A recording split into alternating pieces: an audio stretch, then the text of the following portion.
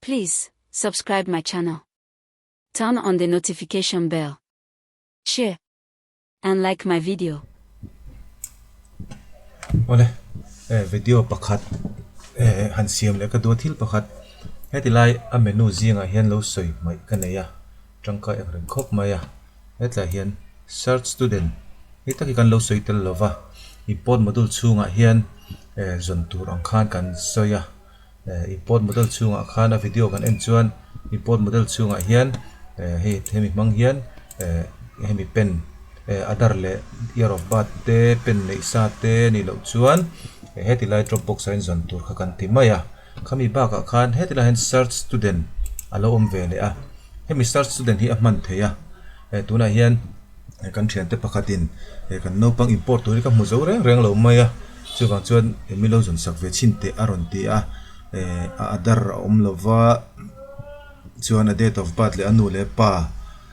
te an oma chuan kha kan zong chin do ni search module atang search module man dan kan soi pa po kanga kan mang chin bok don ani ta student name and the student name a hian Jeremy puya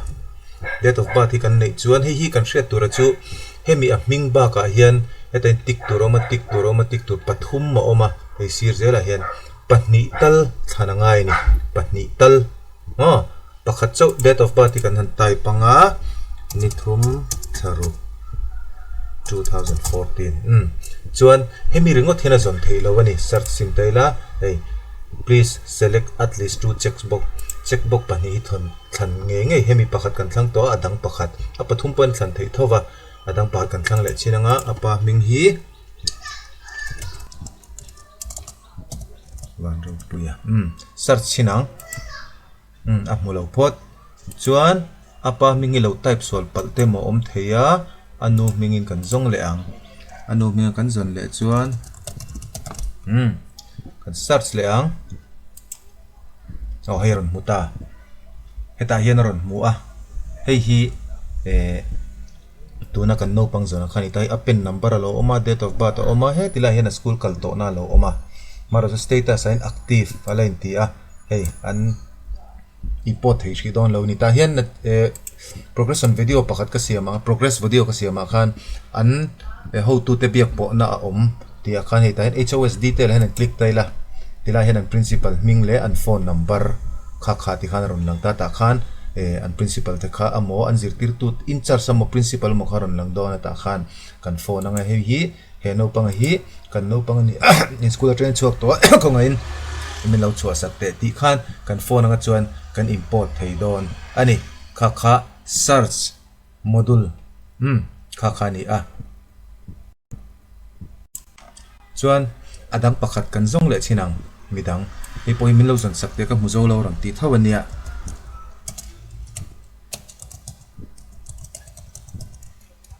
date of birth hi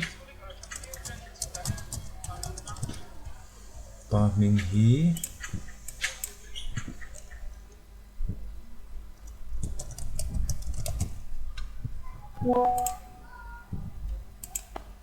hei po mu de ta hei hi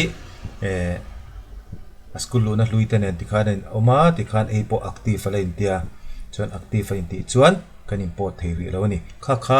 amasa ka sei to khan search module hi ka lo la soi tel lova search module hi tangkai view ani chuan chuan search module mang hian zong lenga import ate another te other le khatiang kan hriat lova an school lo na lui kan hriat lo khan heta tang hen zon mai tur ani a heta po kan lak mu zo ngang lova ani kha chuan no pang om lo ang khan BRC mo district mo khan report taila adi arin om chu search student option kha pakhat kha kala soitel lo chu video toy ten karon dale lokani Thank you for watching my video. Don't forget to like and comment and subscribe.